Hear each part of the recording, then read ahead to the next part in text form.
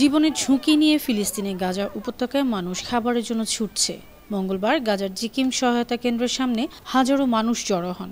কেউ কেউ একটি ব্যাগ আটা পেয়েছেন, তবে অনেকেই খালি হাতে ফিরে গেছেন।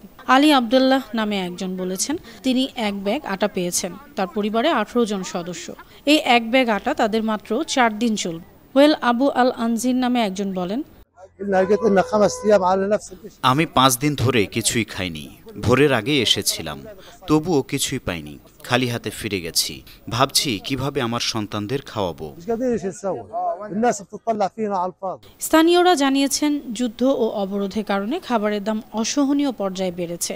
আগে এক বস্তা আটা 25 শেকেল দিয়ে কেনা যেত, এখন 2500 শেকেল অর্থাৎ 764 আমেরিকান ডলার দিয়ে কিনতে হচ্ছে। বাংলাদেশি টাকায় প্রায় 1 লাখ। গাজার স্বাস্থ্য মন্ত্রণালয় জানিয়েছে গেল 24 ঘন্টায় ক্ষুধা ও অপুষ্টিতে 15 জন মারা গেছেন, এর মধ্যে 4 জন শিশু। ক্ষুধায় সব মিলিয়ে 101 জন মারা গেছেন, যার মধ্যে 80 জনই শিশু। ফিলিস্তিন গণমাধ্যম জানিয়েছে বর্তমানে গাজায় 9 লাখ শিশু ক্ষুধার্ত, এর মধ্যে 70,000 শিশু মারাত্মক অপুষ্টিতে ভুগছে।